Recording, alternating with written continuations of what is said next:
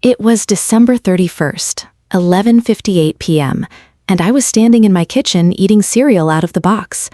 Not champagne, not confetti, cornflakes, because the kids were asleep and the babysitter had canceled.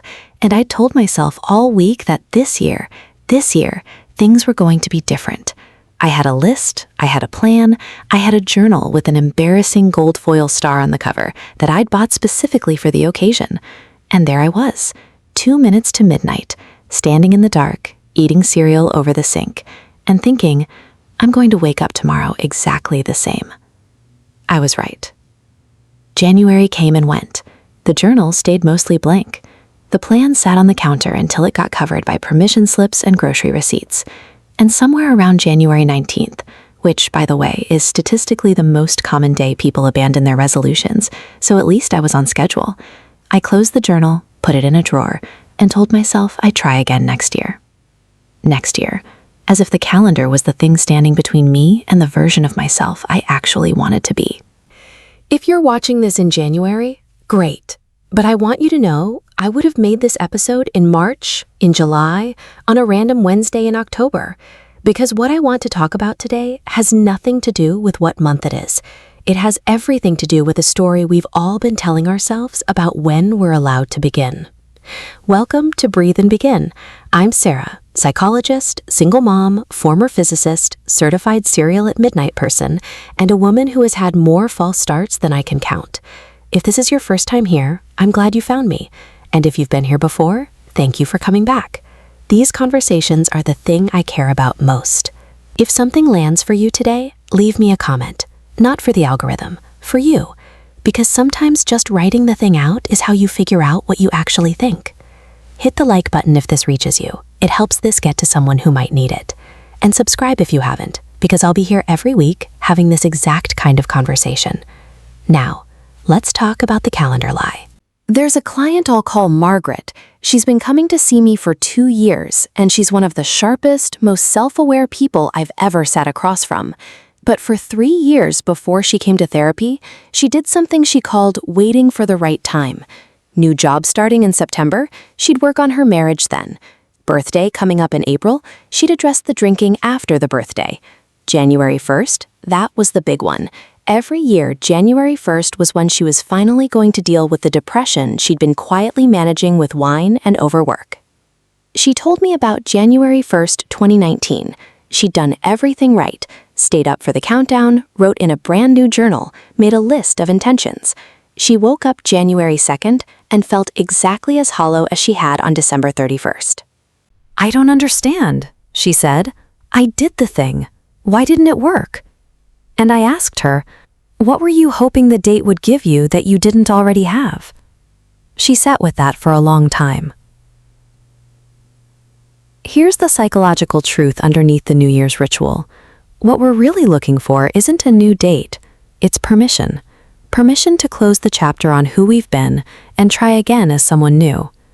The calendar gives us a cultural story to hang that permission on, and there's nothing wrong with that. Rituals are genuinely useful, and I'm not here to tell you not to make January resolutions. But the problem is when we start to believe that the permission only comes once a year. Because if the calendar gives permission, the calendar can also take it away. Miss January, and suddenly you're waiting for your birthday. Miss your birthday, and it's next September. Next year. We hand the keys to our own beginning to something that doesn't care whether we change or not. What if the permission was always yours? I want to tell you something that took me an embarrassingly long time to understand, both as a person and as a psychologist. There is no clean slate. I know, I'm sorry, but stay with me. When I was 24, deep in the worst year of my life after losing Ben, after the drinking, after my father found me slumped over the kitchen table at 3 a.m, I had this fantasy about starting over, full reset. New city, new name, new Sarah. Someone who hadn't made the mistakes I'd made. Someone who hadn't let herself fall apart the way I had. My therapist, Dr. Sharma, heard me describe this fantasy and said something I still think about. She said, the version of you that you're trying to become is built from the version you're trying to escape. You can't use the old bricks to build the new house and then pretend the bricks don't exist. The clean slate mythology is seductive because it lets us imagine that change is an erasure, that if we time it right, new years, new city, new relationship, we can leave the old self behind like a coat at the door. But psychologically, that's not how it works. Neurologically, that's not how it works. The patterns we carry aren't in the date, they're in the nervous system. They travel with us, and the more we try to leave them behind, the harder they pull. Real change isn't erasure, it's integration. It's picking up the old bricks, looking at them, understanding why they're shaped the way they are, and then deciding consciously what you want to build. You can start that process on January 1st. You can also start it on a Tuesday afternoon in June. The bricks don't care. Let me ask you something honestly. Is there something you've been putting off? Not a small thing, not a dentist appointment or a difficult email. Something real. Something that, if you're honest with yourself, you know you've been circling for months, maybe years, waiting for the right moment to actually face? Most of my clients can answer that question in under 5 seconds. The answer is already there, fully formed, sitting just beneath the surface of awareness. They know. We almost always know. So why do we wait? In my clinical work, I've noticed a few patterns that come up again and again. The first is what I'd call readiness mythology, the belief that there's a version of you coming just around the corner who will be more prepared, less scared, better equipped to handle this than you are right now. So you wait for her. She's very reliable. She never actually shows up. The second pattern is consequence buffering, using a future date as a way to delay the anxiety of action. I'll deal with this in January. Doesn't just postpone the action, it postpones the feeling. And feelings, it turns out, are very patient. They wait.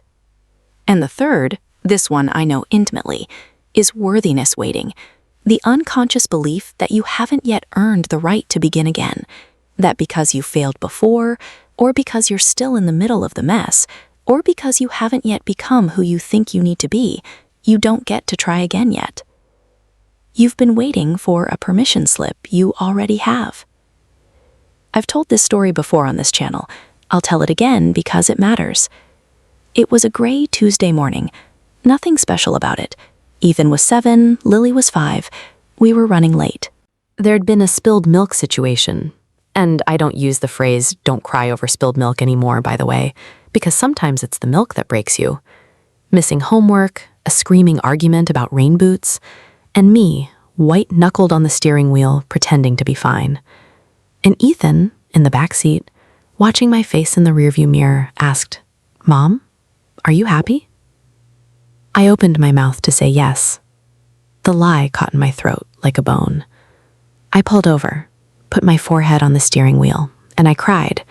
Not the composed kind of crying, the ugly, heaving kind, for the life I'd been living on autopilot, for all the things I'd been postponing, for the woman I'd become while waiting for the right time to become someone else. It was a Tuesday, in November, not New Year's, not a birthday, not a milestone of any cultural significance whatsoever. And that was the day I started over. Not because the date was right, because I was finally done waiting for it to be. There's a version of starting over that looks dramatic. The cross-country move, the total career change, the blowout exit from the relationship. And sometimes, honestly, that's what's needed. I know because I've done it. But there's another version of starting over that gets almost no attention because it's quiet and uncinematic and doesn't make for a great montage. It's deciding, in an ordinary moment, to do one thing differently than you did it yesterday. That's it. That's the whole thing. Research in behavioral psychology, James Clear writes about this compellingly, as does B.J. Fogg in his work on tiny habits, consistently shows that the single greatest predictor of sustained change is not motivation, not willpower, not timing. It's environment design and smallest viable action, the smallest step you can actually take, taken now, in whatever environment you're actually in. Not the perfect version, not the version where you've got the new journal and the right mindset and it's the first of the month, the version where you're sitting on your couch at 9 p.m. and you just send the one email, or you write the one paragraph, or you say the one honest sentence to the person across the table. Starting over doesn't require a ceremony. It just requires a decision small enough to actually make. I want to slow down here because I think this is the part that doesn't get said enough. One reason we wait for January, one reason we need the ritual of the new year, is that there's grief in starting over. Real, quiet grief. Because if you're starting over, it means something didn't work out. The relationship you thought was the one, the career you invested a decade in, the version of yourself that was going to have it all figured out by 35 or 40 or whatever the number was. When I drove west to Portland with Ethan and Lily in the back seat and a minivan full of whatever fit, I wasn't just starting over. I was grieving the life I thought I was going to have, the intact family, the partnership I'd believed in, even when I should have known better, the physicist I was 20 years earlier, who'd had no idea what was coming. There's loss embedded in every beginning, and we don't talk about it enough because our culture is obsessed with the fresh start and deeply uncomfortable with mourning what had to end for it to happen. If you feel sad about starting over, even if the starting over is the right thing, that's not a sign you're doing it wrong. That's a sign you're human, that you loved something, that it mattered. Let yourself feel it. You don't have to perform optimism to earn the right to begin. Here's the thing nobody tells you about motivation. It's a terrible reason to wait. I mean that genuinely. Motivation is not a resource you store up and then deploy. It's not a feeling you achieve and then act from. Motivation, as the research shows, and I cannot tell you how many clients have pushed back on this, almost always follows action, not the other way around. We've got it backwards. We think, I'll feel ready and then I'll start. The actual sequence is, I'll start, and the starting will generate the feeling that makes me want to continue. Ask any person who's ever started running and actually stuck with it. Nobody wants to put on the shoes. They put on the shoes, they go outside, they run for 12 minutes and feel absurd. And somewhere around day 4 or 5, something shifts. Not because they felt motivated, because the motion itself created the momentum. The waiting for motivation trap is particularly cruel because motivation is very good at visiting briefly and then disappearing exactly when you actually need it. It shows up at 2 a.m. when you can't act on it and then evaporates at 9 a.m. when you could. You know what doesn't disappear? The small, boring, entirely undramatic act of beginning. There's a Japanese art form I've had on my mind since I first learned about it years ago. It's called kintsugi. It's the practice of repairing broken pottery with gold, not hiding the cracks, filling them with something precious, making the history of the breaking visible and beautiful. I have the Andromeda Galaxy framed in my therapy office. A lot of people ask about it. I tell them it's because looking at something that large and old and ongoing puts most of my problems in their appropriate place, which, yes, is either very grounding or very avoidant, depending on the day.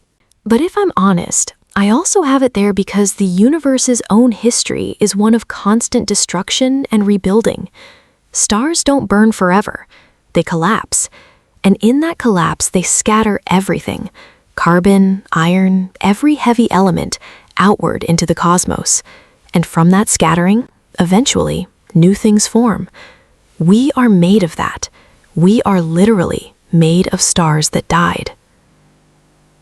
I think about that when I'm sitting with a client who's trying to start over at 52 after a marriage ends, or at 38 after a career collapse, or at 25 after a plan falls apart before it ever had a chance. The breakage isn't the opposite of wholeness. It's the precondition for a different kind of it. You are kintsugi. Every one of us is. And the goal doesn't require January. I want to get practical for a moment, because I know that all of this can start to sound beautiful and untethered from actual life, and actual life is where you have to live. So here's what I'd invite you to do. Not in January, not soon, today. Ask yourself this question, and let it be uncomfortable for a second. What is the one thing I've been telling myself I'll do when the time is right that I already know, if I'm honest, will never have a perfect time? Just one thing. Don't build a list. Lists are a way of distributing urgency until it evaporates. One thing. Then ask yourself, what is the smallest action I could take in the direction of that thing in the next 24 hours? Not the whole thing, not the dramatic thing, the smallest thing, the one sentence, the one phone call, the one honest conversation I've been putting off. And then, this is the part people most reliably skip. Write it down. Not because writing it in a gold-foiled journal will magically make it happen, but because the act of naming it makes it real in a way that a vague intention doesn't. Research on implementation intentions, the when X happens, I will do Y kind of planning, shows consistently that specificity dramatically increases follow-through. Not January, not next Monday, not when life calms down. Now, today, with what you have as you are. I want to come back to that kitchen, the dark counter, the cereal box, the 30 seconds before midnight. What I understand now that I didn't understand then is that the woman standing at that counter, tired, behind schedule, eating cornflakes over the sink, wasn't waiting for the new year to make her better. She was waiting for permission to believe she was worth starting over for. And here's the thing. The year started anyway. The clock turned, and nothing changed. Not because the date was the wrong date, because the woman needed to decide something that no calendar could decide for her. You've been carrying something. I don't know what it is. Your grief, your marriage, your health, the dream you put away years ago because the time wasn't right. But you know what it is. You've known this whole conversation. You don't need a new year. You need a new decision. And decisions, the real ones, the ones that actually change something, don't wait for December to end. They happen in the ordinary moments, the Tuesday mornings, the quiet drives, the late evenings when you finally stop pretending long enough to hear yourself think. The beginning you've been waiting for is already available to you, right now, in this moment, in whatever month, whatever day, whatever unremarkable Tuesday this happens to be. If something in today's conversation landed for you, if there's a thought sitting in your chest that you haven't said out loud yet, I want to ask you to do one thing.